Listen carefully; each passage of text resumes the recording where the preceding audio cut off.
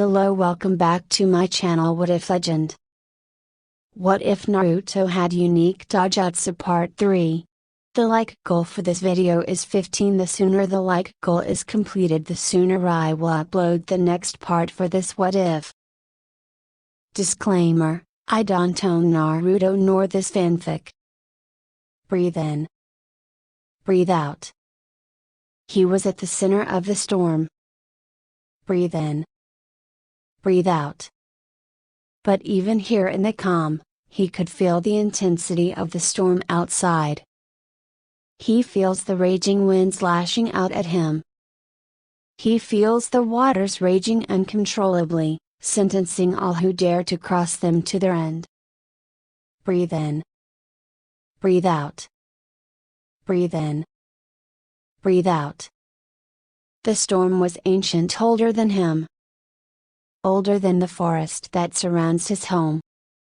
Older than anything he could think of. There was another presence within the eye of the storm and at the same time within the storm. It was not as old as the storm but still older than anything the child knew of. Breathe in. Breathe out.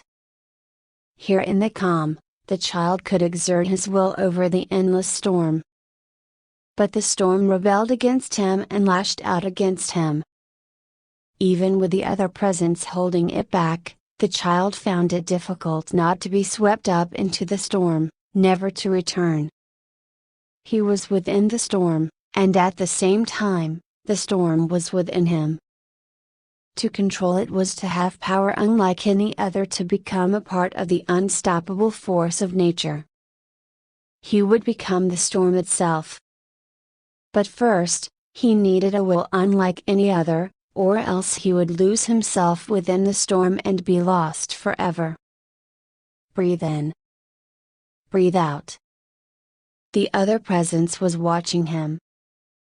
This presence was the true master of the storm, and even it found it difficult not to be swept up in the chaos. To master the storm, he needed to work with the presence or overpower it. He chooses to work with it, for the child knew that the presence knew more about the storm than any other and greatly aided him. Its ancient knowledge, too, was a great boon for the child, only needing to ask. The presence spoke. That is enough. The child opened his eyes, and the storm disappeared. Naruto looked at the Kyuubi. The most powerful of the Biju was giving the blonde-haired boy a proud smile. You are improving, Kit. Faster than I had thought. He spoke. Naruto stood up, putting his hand on the grassy ground to the left of himself up. Gazing around the place that was his mindscape, it was fully evident of the changes that had occurred in the last 2 years. Where it once was, a dark, cramped, and confined sewer system was now a vast and open meadow with the sun shining brightly in the blue skies. Above the two figures, the cage remained, though forever trapping the fox. It was something that Naruto could not change without releasing the Kyuubi. Still, he thought he could at least change the place to something they both could be comfortable in. They were stuck together after all, might as well make the scenery nice. Thanks, Kurama, Naruto said. It was strange to know that he had formed a bond of friendship with the fox in the past 2 years. Something he had never imagined happening before he learned of his status as a Jinchuriki. In those 2 years, he had learned more about the fox than he thought possible or even what most people knew about. Like that he had a name, Kurama. Outside of Naruto, only the Hokage and a select few others knew this fact. Still, I can't help but feel as though I'm not making as much progress as I could. He continued, his mind wandering back to how it felt to be submerged in the power of the Biju. Powerful, wild, and beyond anything he could imagine. The chakra of the Kyuubi was truly like a storm. Always raging, always ready to unleash untold destruction to all in its path. Naruto was expected to control that power one day, something he found to be difficult to comprehend. It was a good thing that Naruto was not the type to give up easily. "Do not fret, Get," Kurama said, placing his hand on his paws. "No one expects you to master my power in a day. Even with Shukaku, the weakest of the 9, it takes years for a Jinchuriki to master his power. With me, any normal person, it would likely take decades." The fox's smile widens into a mischievous one. "Lucky for you, you are both one stubborn Gaki and an Uzumaki. Though one could fail to see the difference." Naruto rolled his eyes at the slight against him, taking it more as a compliment. "I know," he said. "It's just that your power feels so vast and uncontrollable. It's honestly difficult to imagine controlling it, let alone mastering it. I wonder how you're able to do it." Another surprise he came to learn more about after his first encounter with Kurama. The power he felt while mediating was much more in line with what he used to imagine the fox was like. Wild, uncontrollable, and without restraint, a being coursing with rage and hatred. Kurama wasn't anything of the like, granted he had a temper befitting his stature. But never anything that bordered on outright anger against Naruto. "Believe me, Kit, it's not easy. I have tens of thousands of years of experience to call upon. Even I find it difficult not to be reduced to a mindless animal bent on destroying everything in sight." Kurama was calmer, even introspective at times. When Naruto had asked him why he wasn't angrier about being imprisoned, he said that he was angry. At first, anyways, but his anger had embedded after a short while being several decades, but he came to accept that he would be imprisoned for some time. He once had thought of the possibility of doing everything he could to escape or take the first opportunity he had.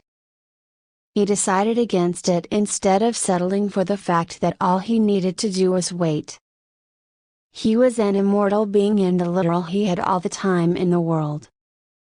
"Even if I was to be imprisoned for 10,000 years, it would be but a footnote compared to the endless life I would have. Eventually, something will give, and I will be free. All I need to do is wait.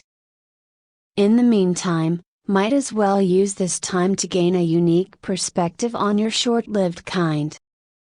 Still, you are doing well to control this power. Better than your mother did when she was your age," the fox said, an almost nostalgic look on his face.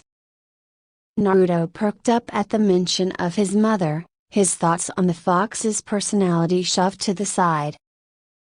The fox had been the first to tell him about his mother and how she cared for him deeply.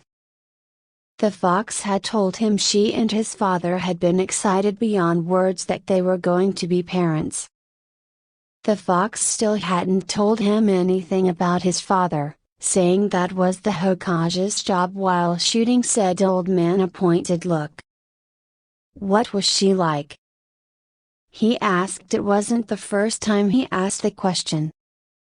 He was always eager to learn more about his mother, and the fox always seemed happy to answer. Kurama remained silent for a moment as he thought. "She was a good person," he said.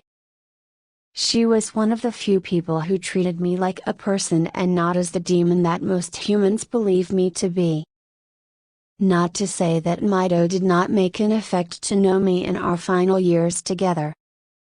"Mito?" Naruto asked. "She was my first Jinchuriki, the one that came before your mother.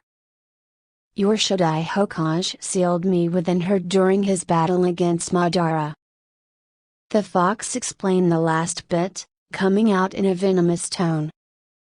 Interesting enough, the two were married soon after, and like you and your mother, she was of the Uzumaki. Ha ha, I suppose that makes me something of a family heirloom. Uzumakis, they could never do one thing normally. Naruto cracked a smile. That because we're too awesome to do anything normally, he boasted. The fox gave him a pointed look. I don't think that's something that you should be proud of, he deadpanned.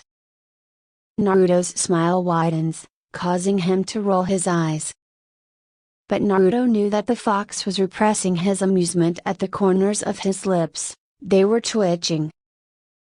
Getting back on the topic, your mother was one of the few humans who tried to understand me.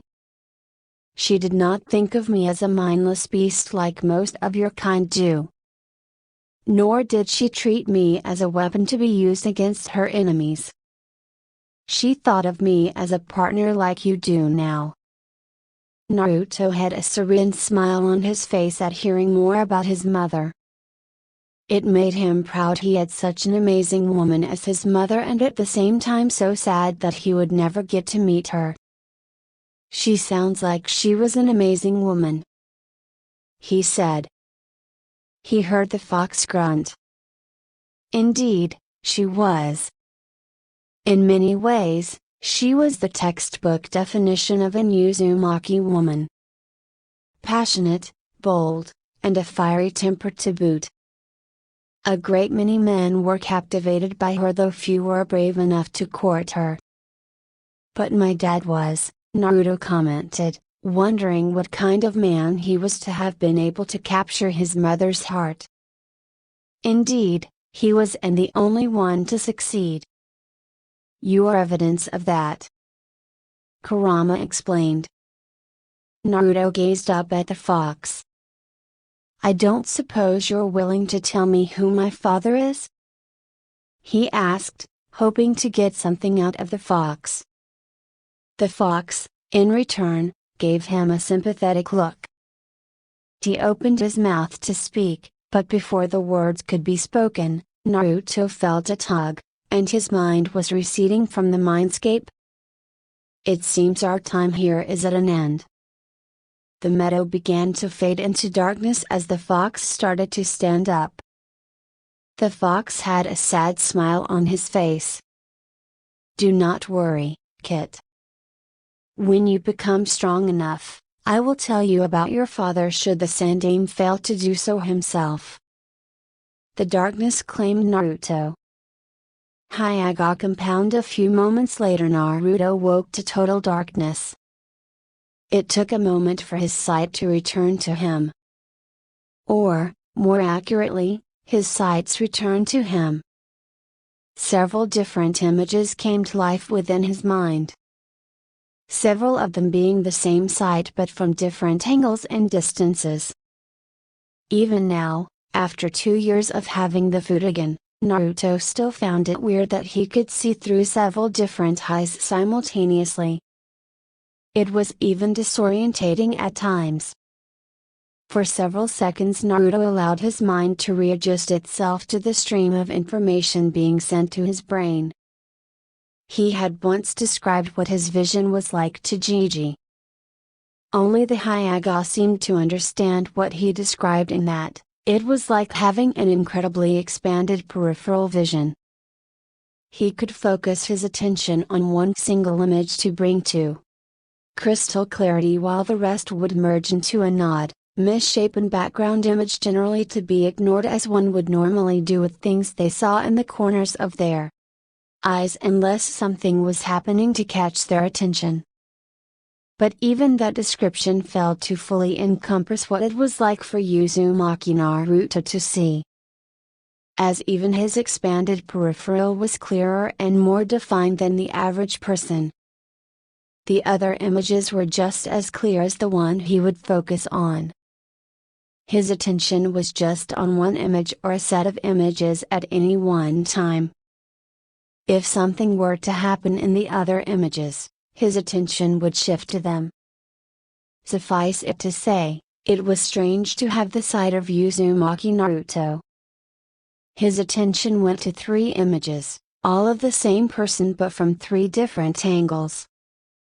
1 from the front and 2 from the back on 2 different sides, giving him a full 360 view of the individual in question and of himself sitting down in a mutative position.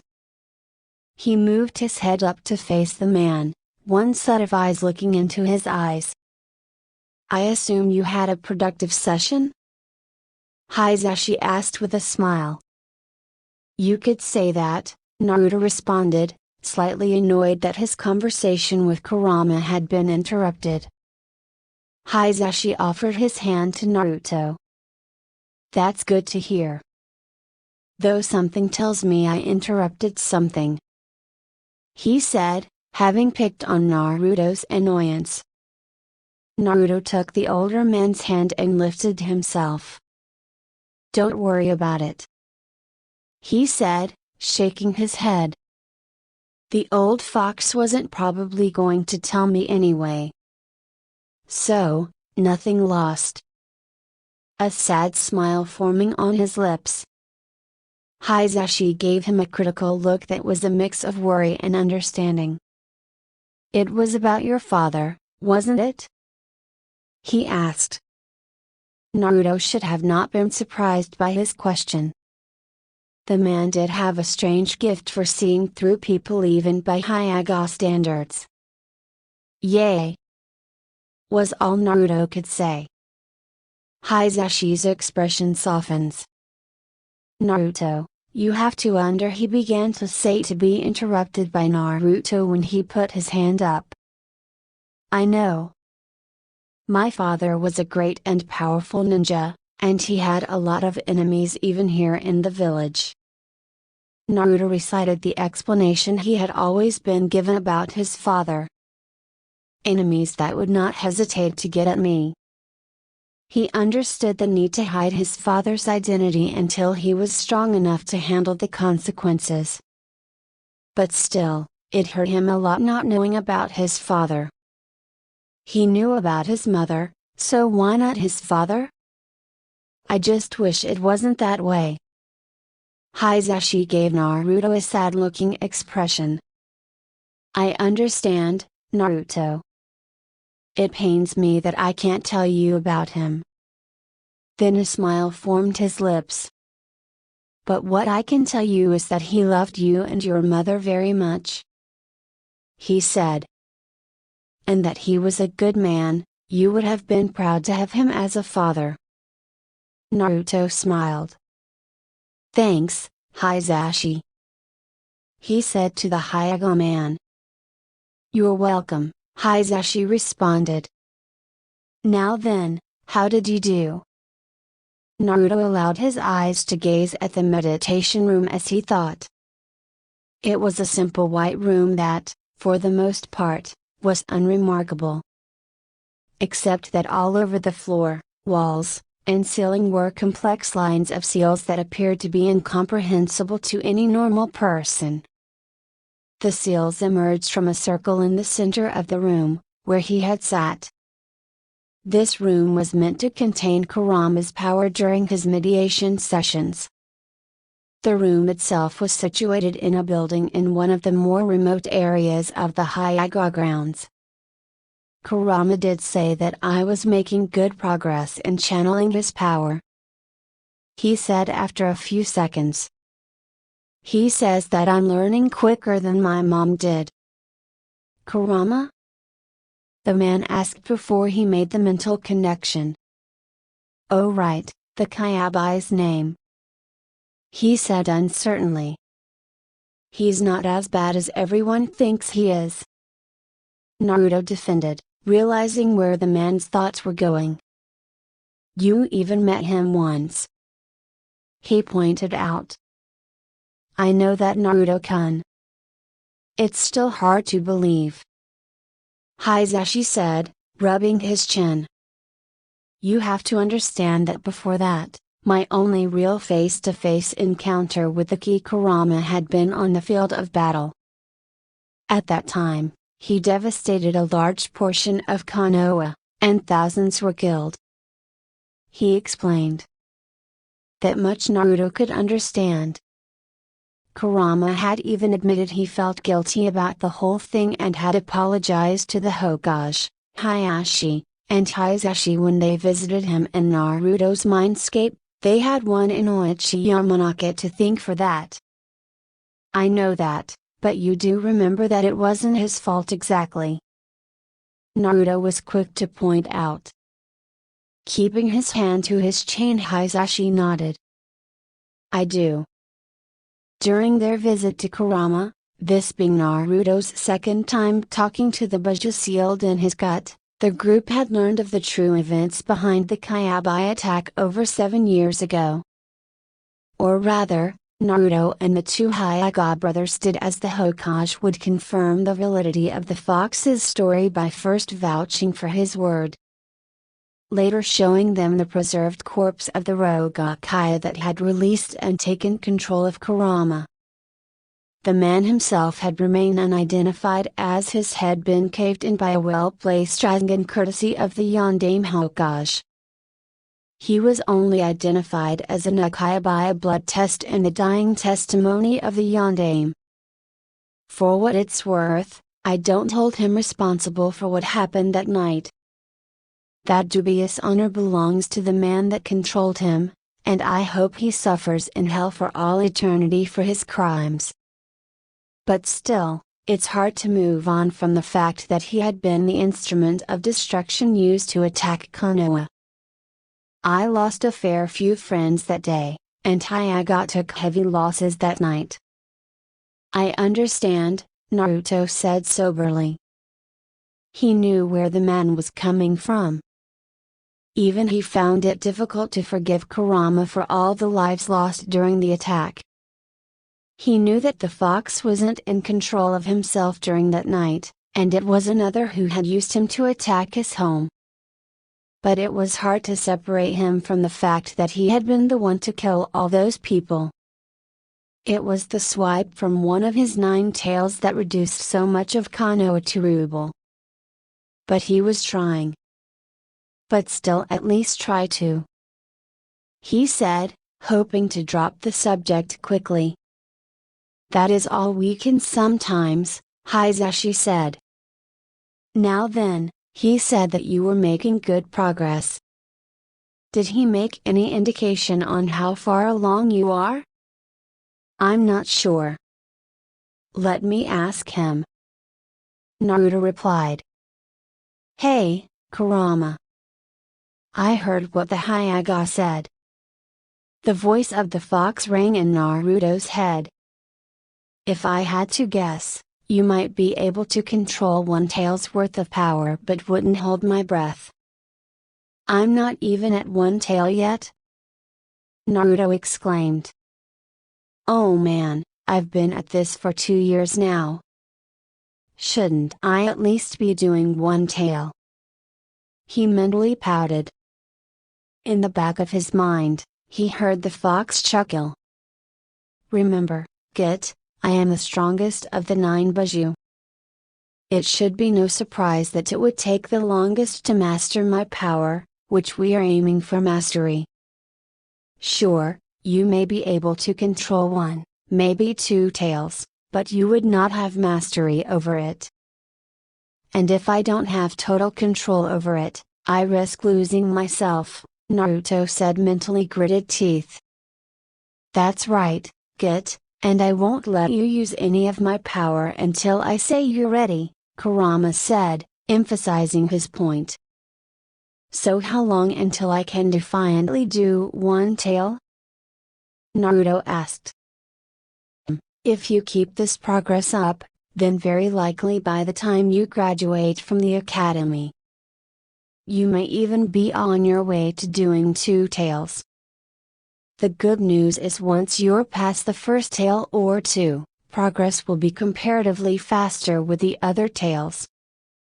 By my estimation, and don't quote me on this, by the time your body has reached full maturity, you may be close to fully mastering my power.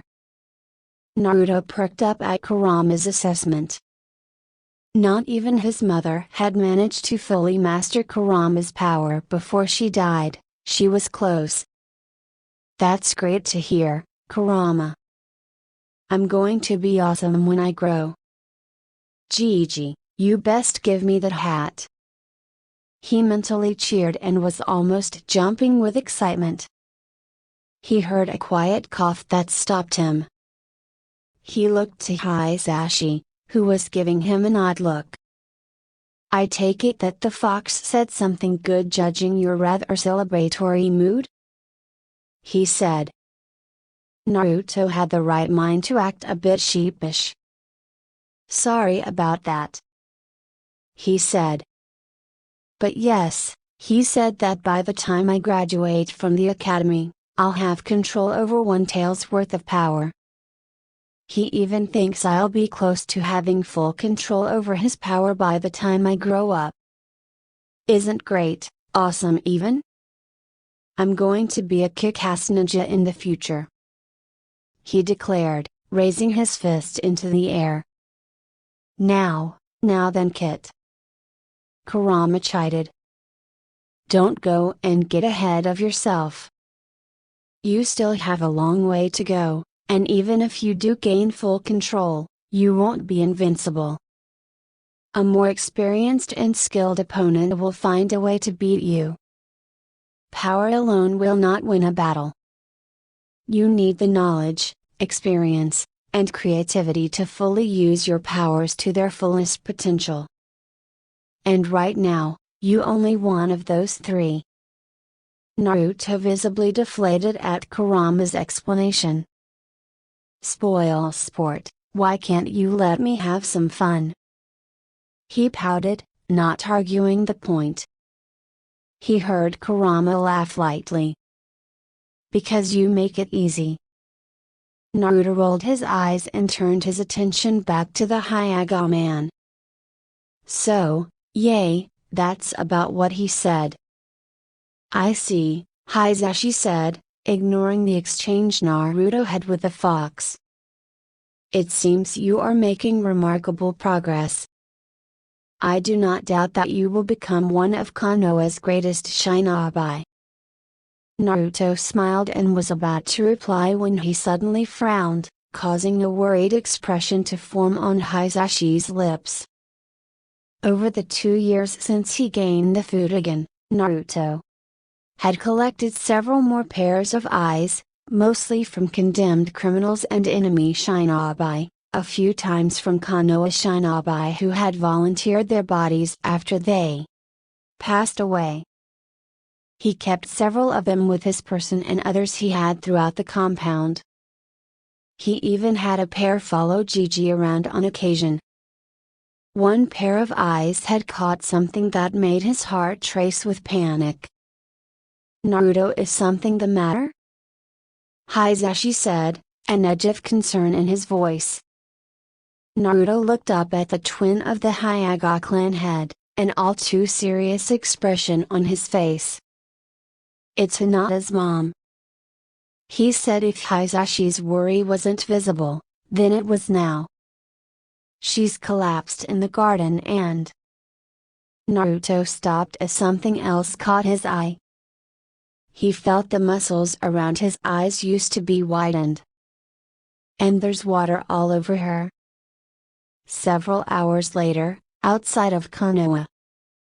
For the 7th time, that day and probably the 100th time in the past 2 weeks, Tsunade wondered what the hell she was doing. The source of her trepidation? Konoha. There it is, came the excited voice of her apprentice Shizune. In her arms, her pet pig Tonton oinked in equal excitement. Tsunade looked to her apprentice, seeing the excitement rolling off her. A bit of her nervous energy ebbing away at seeing how happy the girl she thought of as her daughter. Remember, Shizune, we're only here for a short while.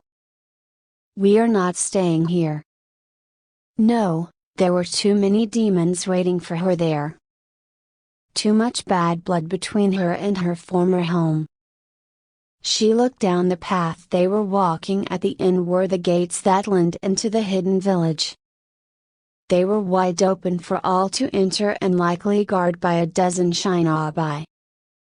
Why was she returning to the place that more than a decade ago she swore never to return to? Coming back to the place that caused her so much heartache. The place that took her brother and lover away from her? The answer was simple and complicated. 2 years ago, Hokage Tower Tsunade closed the door behind her as she entered the last place she thought she would go to, the Hokage's office. "Your verdict?" her former mentor said, cutting to the chase. She looked to the man that at one time she had considered as her adoptive grandfather, still does. She shook her head, genuine pain stabbing at her as she saw the grief that flushed his face. "I'm afraid there's nothing I can about it." The nerves around his eyes suffered too much damage. "Not even I would be able to fix them." "I see," was all the old man said. "Sensei, you're getting too old for this. Just retire before this job kills you." Truthfully, she didn't know what she would do if something ever were to happen to her former mentor. She had already almost lost all the people she held dear to her. Only 4 such people remained alive today, and one of them had become a twisted perversion of his former self. "I tried my best even though of several new techniques that could work. But they were beyond my skill to work, beyond current medical technology or both. I'm sorry." At this, she wanted to turn and leave out the door and get of this village. Leave before the memories got to her. Her feet refused to move. She saw the man give her a critical eye as though he had expected her to leave and was now trying to determine as to why she hadn't walked out. "I understand, Tsunade," he said after a moment. "How long will you be staying here?" he asked. "Not a moment longer than I need to be," she thought. "I don't know," she said uncertainly. She saw the barest hint of a smile on the old man's face. "So, he's already had an effect on you?" he said as a statement more than as a question. Tsunade brushed a stray strand of hair back into place. "I don't know what you're talking about." "A lie." Flashes of her examination of the blonde-haired boy surfacing. His bright and yet weary smile when her former and still sane, debatable, teammate introduced them. His excited bubble as she looked over his empty eye sockets, an image that disturbed her and made her wish the worst pain upon the perpetrator, talking about how he heroically faced down an S-rank Kumonin to save a beautiful princess. Ah, kids and their exaggerations. Except she knew it wasn't a complete exaggeration. He had faced an Akumo shinobi to protect the heiress of the Hyuga clan. She wanted to strangle the Jinchuriki for his foolishness. Didn't the brat know that he could have been killed? Dear Kami above. This tiny clone of Minato had inherited both of his parents' recklessness. She kept these thoughts buried in the back of her mind as she finished her examination. What she didn't know was that the smile she kept on her face had been a real one. Only truly faltering when he mentioned his dream of being Hokage. Foolish, she wanted to say to the son of the girl that was the closest thing she had to a daughter. She wanted to tell him that only idiots strived for such a goal and that the job would only make him suffer. She didn't say a word of it and replaced her smile. She told herself that she would not get attached to this ball of sunshine. She would be here for a few nights at best, long enough to rest up and stock up on supplies. They would never see each other again. She told herself that this boy would never achieve his dream, that it would be best to forget about him. At the same time, a small treacherous voice spoke in the back of her mind. You will get attached.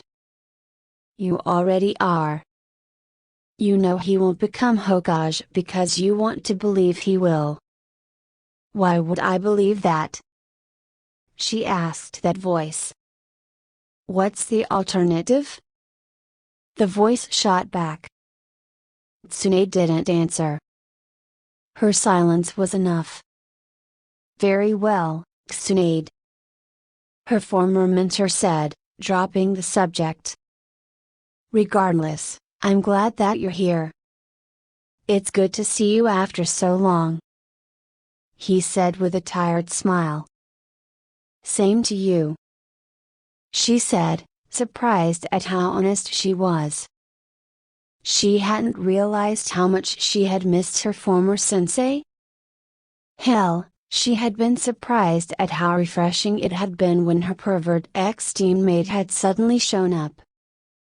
She was about to turn around and open the door when she saw the old man reach into his desk. A moment later, he flops a small stack of papers on his desk. While you're here, there's another favor I would like to ask of you. Present time, Gates of Konoha. Since then, she had made infrequent visits to her old home. Usually, to check up on her aging ex-mentor, old man, you need to retire, and stock up on new supplies on her journeys. She would also check up at the hospital and help with implementing the new improvements as per her agreement with the Hokage. In return for paying off her debts, she would get to enact the plans she proposed several years ago to improve Konoha's medical care, both in the shinobi and civilian fields. Progress was slowing going with her infrequent visits, but already the village was benefiting from the changes. Much to her chagrin, Naruto would find her and irritated her to no end. Because of the blonde-haired brat, she would frequently visit the Hyaga compound. She had to admit it was good to see Hitami again, and her daughter was too cute for words. No wonder that Kushina's spawn had fallen for her, even if he didn't know it yet. The last time she had been here was about 4 months ago. They stopped at the gates and were greeted by the two Chunin men in customs. Tsunade-sama. One of them greeted the pair, triad if you counted the pig. It's good to see you. He continued, pulling out a sheet of paper and began to write on it.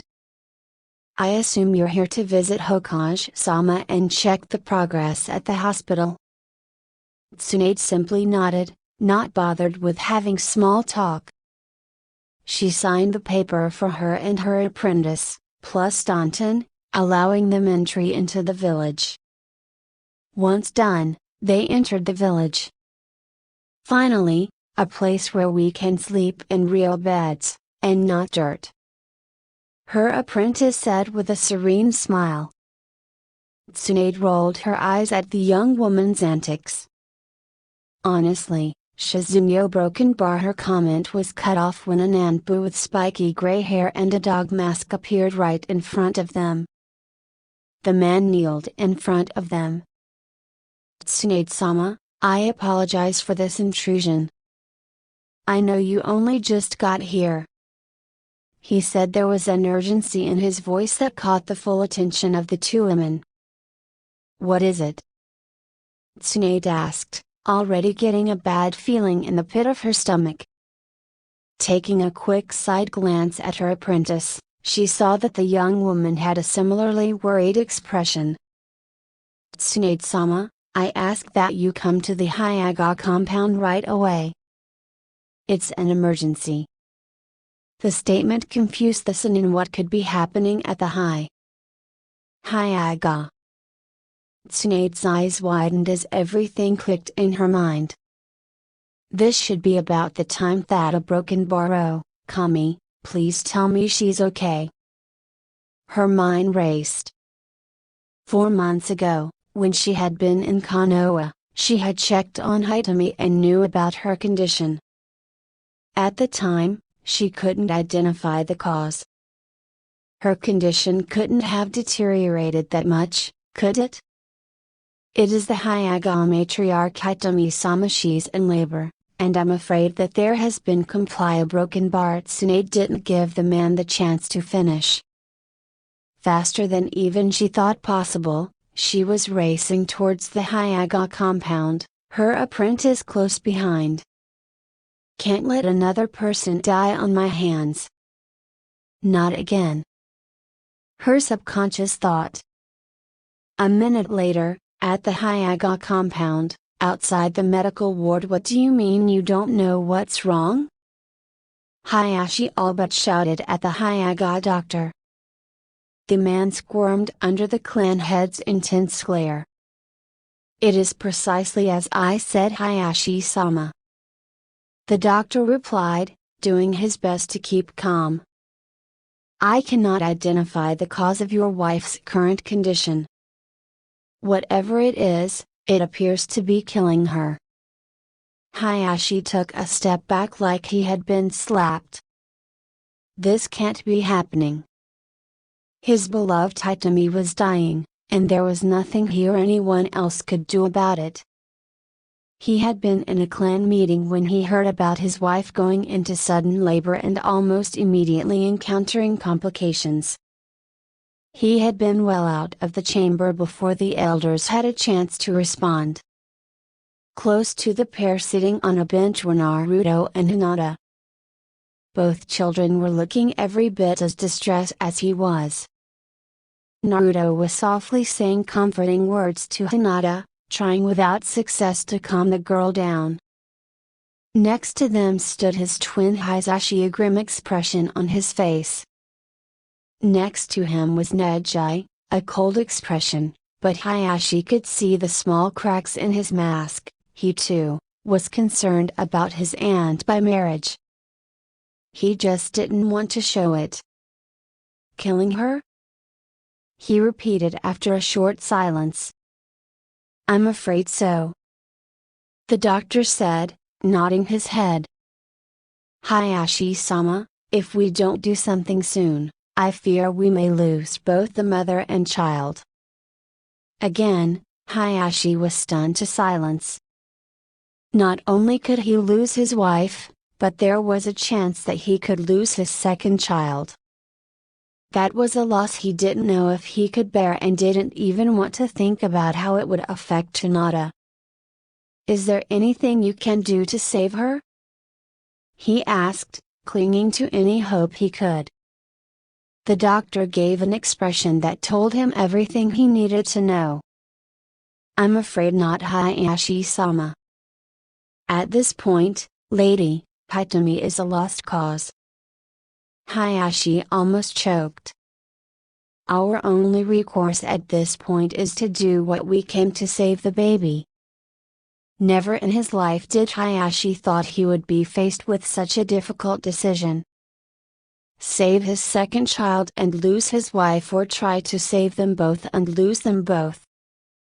His eyes turned to the children, seeing that Hinata had buried her face in Naruto's shoulder, who had a blank expression on his face. Even the eyes that floated around him seemed to show no emotion. The grim expression of Hisashi's face had grown deeper. Finally, his eyes settled back on the doctor. Are you certain that there's nothing you can do? He asked for clarification. The Hyuga doctor shook his head. Without a doubt. We either save the baby or lose them both. I beseech you, Hayashi-sama, make your decision now. The more time we waste, the harder it will be to save the child. Hayashi remained silent for what seemed like hours, even days. In reality, it had been less than 3 seconds. In that brief window that had stretched out into eternity, he thought of all the consequences that come from his decision at this moment. His wife, his daughter's mother, would die no matter what choice he made. Would Hinata be able to handle the loss of her mother? Would she become like Neji, cold, resentful, and a deep hatred buried deep in her? Would she regress into her shell? How would it affect Naruto? Hitomi had become a mother figure to the orphaned boy, something he dearly needed and craved. Finally, how would it affect him? Aside from Hinata and his brother, he loved Hitomi more than anything in the world. Then there was the possibility that he could lose his second child alongside his wife. That was a far more deadly blow. He opened his mouth. Savvy a broken bar, then fate took pity on him at this moment. "Hold on," came a frantic and familiar voice. But to him, it might as well as be the voice of Kami. Tsunade, the so-called slug Sannin and world-renowned medic, stopped in front of him.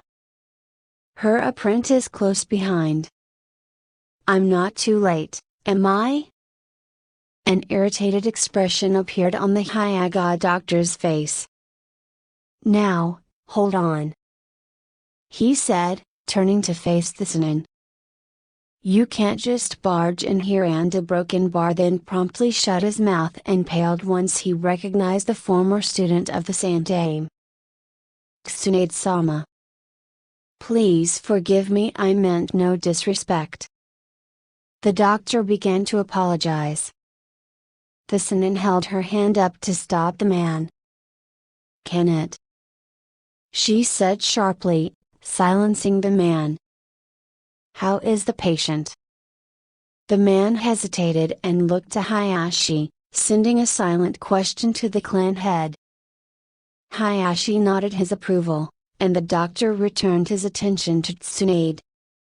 "The patient, Lady Hitomi, is not faring well," he said reluctantly.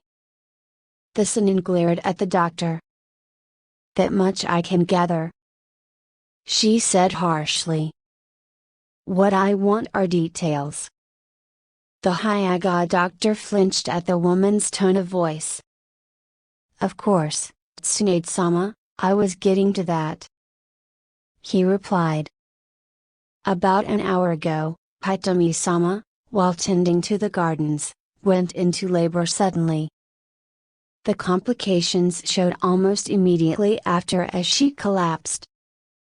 If it had not been for our ward Uzumaki Naruto, then we may have never found out until it was too late." He gestured to the boy in question. "So that's how we found out," Hayashi thought to himself. It seemed now he owed the boy another debt. The adults looked to the blonde-haired child, who perks up at the mention of his name. "I had a pair of my eyes watching her," Naruto explained nervously, his cheeks getting a slight tint of red. "I noticed that she wasn't feeling well for a while. I was worried. So, I decided to keep an eye on her, no pun intended." "I'm sorry if I crossed a line," he raised his hands defensively. "I always tried to respect her privacy. I never watched her use the bathroom or bath or anything, like, if that's what you're worried about." Then he began to scratch his cheek, a nervous tick. "I was just worried about her, you know. She's almost like a mother to me." Hayashi and Hitomi both had been aware of Naruto's spying. Both Hyaga had figured that the boy had been concerned for her and only wanted to make sure she was okay. Though Hayashi did intend on talking to the boy about the matter after the baby had come. Spying on others was unbecoming of a young man, at least when inside the walls of Konoha or when not actively carrying out his duties as a shinobi of the village. In those cases, it was all fair game. "We'll discuss this later, Naruto-san. But thank you, Hitomi may owe you her life," Hayashi said. "Don't worry about what we think of it. In this case, you did the right thing." He tried to assure the boy that he did nothing inherently wrong. Naruto brightens up. "Thanks," he said. "And you're welcome." Seeing this as a good time to cut in, Tsunade took a step towards the boy. "Tell me, Naruto, what you saw when she collapsed," Tsunade asked. They saw the boy think over the question before he responded. "When she collapsed, I got concerned, so my full attention went to where she was. I noticed that her dress was soaked, and there was water all around her," he explained. "I think that might have been some blood mixed in." It was a very subtle gesture, almost unnoticeable even for the eyes of a shinobi, but Hayashi caught it. Tsunade flinched. "You're still afraid, aren't you, Tsunade-sama?" Hayashi thought, remembering the Sanin's fear of the red substance.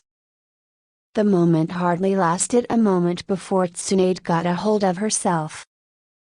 Was there anything else? Signs of fatigue? Shaking? Any kind of change in behavior? She pressed the boy. Fatigued? Did she seem tired? Tsunade explained. Naruto nodded. Yeah, she did. She was kind of moving slowly, and right before she collapsed, it looked like she got really dizzy, Naruto said. It's what got my attention in the first place. The Chunin placed her hand on her chin. I see, she said in a tone that indicated she was thinking. That was very helpful, Naruto, thank you. She turned back to the doctor. Hayashi gave the blonde a thankful inclination of his head. Thank you, Naruto. You have been more than a help in this situation, he said. Please continue to look after Hinata while I discuss things with Tsunade-sama. Naruto nodded at him. Next to him, Hinata held onto his arm, a worried expression still on her face, but now her eyes had a glint of hope in them. Turning back to face the doctor and Tsunade, Hayashi listened to their conversation. If you can't give me a cause, then at least give me the symptoms, Tsunade growled at the Hyaga man. Oh, of course, Lady Tsunade. The man quivered. As young Naruto stated, Lady Hitami is experiencing extreme fatigue. She has barely managed to hold on to consciousness throughout her labor. Furthermore, she's been showing signs of disorientation and possible hallucination. She might not be fully aware of what's happening to her right now. He explains Hitami's condition as he did with Hayashi. Hearing it a second time felt no better than the first. Please, Tsunade, if there's anything you can do about this, then do it. The Hyaga clan head wished to himself. What about her physical condition? Tsunade prompted the man. Also, is it okay if my apprentice checks up on her? If you think she can help, then please be my guest. The doctor indicated. Tsunade motioned to her apprentice, a young lady with black straight hair and eyes holding a pig. Of course, Tsunade-sama. She walked to the bench and placed the pig next to Naruto. Could you please look after Tonton for me, Naruto-san? She asked. Sure. Why not? Naruto asked, giving the pig an awkward stare as it trotted up to him and sat in his lap. Thank you, she said and turned around to walk up to the sliding door. She opened it and walked in. Excuse me. I'm here to a broken bar. Her voice was cut off as she slid the door shut behind her. Now, as for her physical condition, the Hyaga doctor began. Simply put, she's getting weaker? Getting weaker? Tsunade pressed the slight edge of annoyance. Yes, there's no other way to describe it. I haven't found what's causing it, no signs of internal bleeding, trauma, poison, or anything else that could be a cause. I even checked to see if her pregnancy had any link, nothing. She is simply getting weak or dangerously so. As I was saying to Hayashi-sama, I fear our only option is to do what we can to save the child. Tsunade listened intently to the doctor's assessment. A deep frown appeared on her face. What made you think it was poison?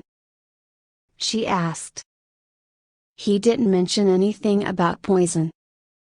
Hayashi thought, horrified at the possibility that someone would do that to Hitami. It was a remote possibility that I decided to test. Since the other causes didn't seem to work out, I thought it a good idea to test and see if poison or venom was involved. The doctor explained. No luck. Tsunade-sama, I found no traces of any kind of poison in her body. Hayashi relaxed at hearing that. Not surprising, as if it were poison, it would be affecting the baby as well. The baby has been unaffected. I find that difficult to believe. Tsunade said, sounding a bit suspicious. As remarkable as it sounds, the baby, for the most part, appears to be unaffected by the mother's condition. Granted, there are signs of stress on the baby but nothing dangerous. The Hyaga man clarified. It is why I believe the child can be saved while the mother cannot. Tsunade-sama, Hayashi said, getting the Senin's attention. Is there anything you can do about Hitami? Please, I don't want to lose her. Hayashi said desperately. A sympathetic flashed across the woman's face. I'm not sure, Hayashi, from the sounds of it, her condition sounds bad. Tsunade tried to explain. I'll have to take a look for myself. But if there is a chance, I will try to save her. That is if you don't mind if I take over from here, doctor. She said to the Hyaga doctor. The man gave a respectful bow to the Zenin. Of course, Tsunade-sama, it would be an honor to see the greatest Madokanin in the elemental nations in action. If you do not mind that I aid and observe you. Tsunade rolled her eyes at the man's flattery.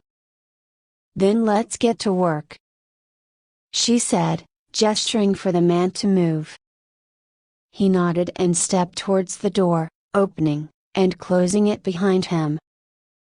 Thank you, Tsunade, Hayashi said with a bow. Regardless of what happens here, the Hyaga clan will be in your debt today. Just please save my wife and child. His voice was uneven as he tried to keep his emotions from overwhelming him. Tsunade turned her head to face the man, seeing that he was open and genuine with his feelings, a rare sight with a Hyaga, not to mention the clan head. Don't thank me just yet, she said just above a whisper, out enough for him to hear. I still haven't seen Hitami for myself yet, she said, turning to the door. She stepped right in front of it and froze. No, not now, Tsunade thought herself. She had been about to step through the door when the reality of the situation had fully hit her. She was about to go in to take care of a patient in need. A patient who was giving birth and was in a critical state. A patient who could die if she failed. A patient who was bleeding. There would be blood. There would be blood. There would be blood. Tsunade started to take a deep breath, trying to calm herself. She had to keep her hemophobia from overwhelming her. She had to keep those memories of a dying boy and a dying lover both covered in their own blood from stopping her from doing her job. She had to. In the back of her head, a small voice was mocking her. Ladies and gentlemen, gaze upon the most pathetic thing you'll ever see. Tsunade Senju, the world's greatest medic, is afraid of a little blood. How can she expect herself to operate in a profession where it's guaranteed she'll encounter the stuff? Tsunade wanted to rebut the voice but couldn't come up with an adequate answer. Oh, that's right, she didn't. The voice almost laughed. She all but abandoned her profession and ran like a coward. The voice was right. She had, for the longest time, turned her back on being a medic. Her training of Shizu notwithstanding, she had not done much as a healer in the past decade. When she did, it was comparatively minor stuff, something any hometown doctor could do. Even when she was roped into doing something bigger, she usually trusted her apprentice to do the bulk of the work. Only in the last 2 years did she start to do anything resembling the work she used to do. When she and her former sensei made their deal about improving the medic practices of Konoha, again, nothing major. Like surgery or anything else that would involve her seeing and coming into contact with blood. If she got squeamish around something as simple as a paper cut, then how was she expected to help a patient through childbirth? No, I can't do this, she thought, taking a step back. It's too much. Let Shizune handle it. She can do it. She tried to justify the mocking voice continuing its taunts. Then a new voice sounded in the back of her mind. Yes, you can, it said. It had been barely above a whisper, but it had been enough to break her out of her panic-induced state. She didn't recognize the voice, but it had a strange familiarity to it that she couldn't place. Whatever it was, it had been enough to kick her mind into gear. She looks to Hayashi, seeing a very concerned expression on his face. Tsunade, are you all right? He asked. She wants to say that she was not ready for something like this. But she shoved that thought to the deepest recesses of her mind. I'm fine, she said. Just lost focus for a second. She admitted the partial truth. Hayashi, I will save Hitami and your child. You have my word on that. For the first, since she got here, she saw a smile form on the man's lips. It wasn't forced one either, showing signs of hope in it. Thank you, Tsunade, he said. For the first time in a long time, Tsunade found herself believing her own words. She turned her gaze back to the door and steeled her nerves for what was to come next. She opened the door, knowing that if she stepped through, there would be no turning back. She stepped inside and closed the door behind her. Several hours later, Hinata didn't know how long she had passed when Naruto nudged her awake. Groggily she opened her eyes and gazed at the blonde-haired boy.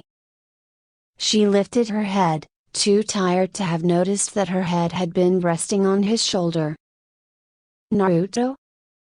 She asked, almost yawning. She saw the boy motion towards something.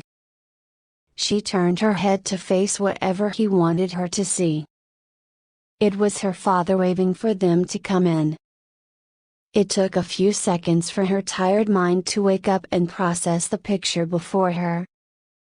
When it did, a wave of apprehension came over her. Her mother had gone into labor, and as Hinata understood it, something had gone wrong. Something that could cause her mother to die.